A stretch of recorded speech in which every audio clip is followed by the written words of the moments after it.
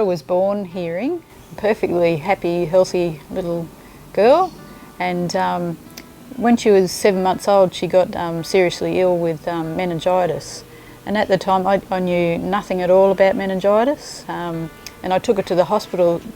She was limp, and I took her there wondering what was wrong with her, and they discovered she had meningitis.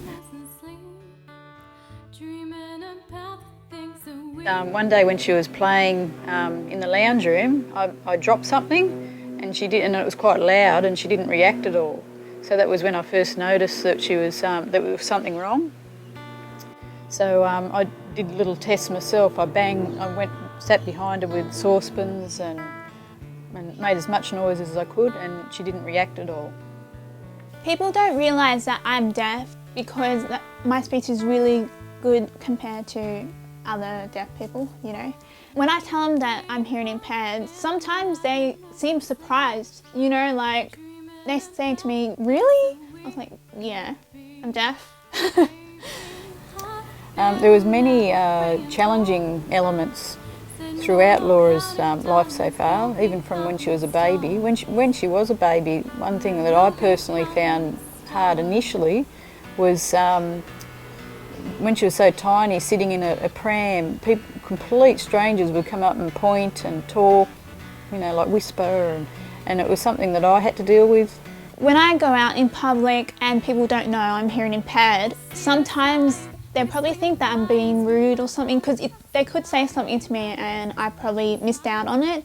So a lot of time people actually judge me before they get to know me, and it's quite devastating. When people find out that I'm hearing impaired, I do get like a nice treatment, and it does kind of feel nice, but at the same time I want to like not be treated any different from everyone else, you know. I just want to be treated like a normal person. Another challenge that I used to face endlessly, because Laura loves the water, and even from a small age, the beach was an absolute nightmare, and it still is.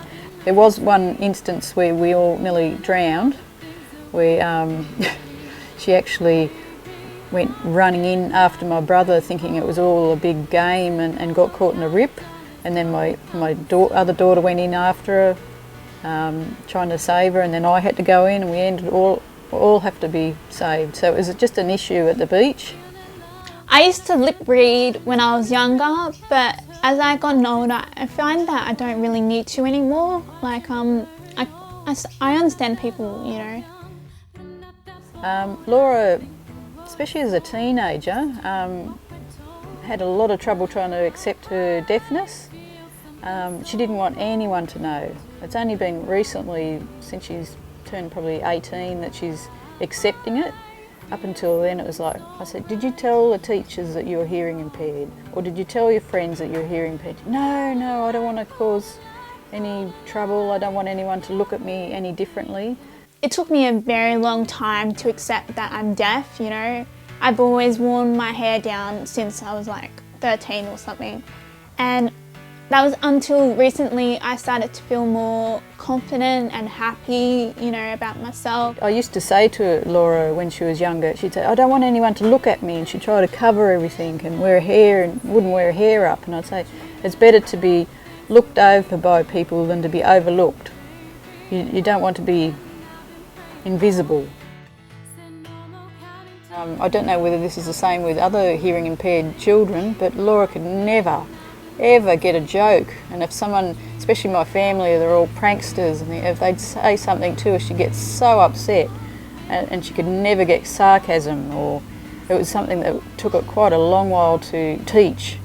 When we first started thinking about what sort of education Laura would have, there was many different opinions that we were getting. Like people were saying, "Well, why don't you teach her how to sign, just totally sign and lip read?" And then we were given the information about the cochlear implant. So that's the way that we personally took ourselves. And from that, she's been having lessons since she was 7 months old, how to speak, how to listen properly. That's something that you don't normally teach a hearing child. You don't have that problem. When I was young, I used to go to the school for the deaf for only about a year or two, and I had a lot of deaf friends, you know, and I kind of fit in with the crowd. I knew what was going on, but when I was put into a mainstream school, everything like changed. Laura's gone. She found mainstream schooling very hard.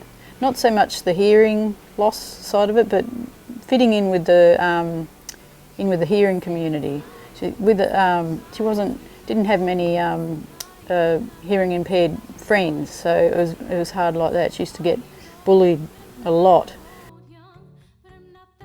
After a while, when I was getting bullied, I started to ram my hair down because I didn't really want anyone else to know about my cochlear implant.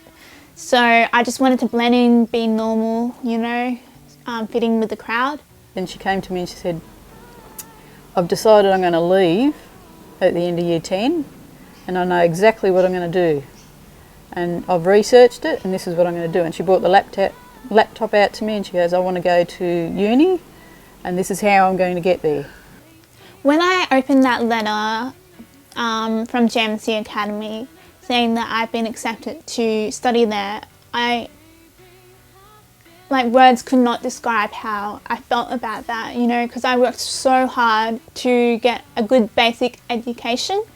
The moment when I opened that letter, I knew that all the hard work paid off, you know. I never thought this would come true because when I was young, I used to think I wasn't smart enough to get into uni, so yeah, I'm pretty proud of myself for that. And I proved the haters wrong. Take that, haters.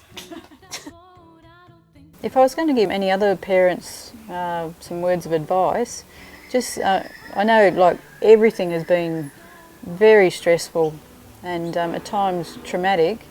I've always tried to add a little bit of humour into the situation somehow. I know it's a very hard thing to imagine, but especially as she's got older and she's understood different concepts, just to make it a little bit more light-hearted so it's not so stressful.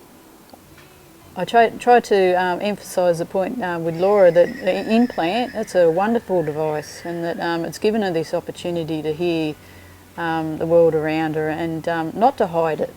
Not to feel embarrassed that she's got it on and to embrace it as something that makes her different.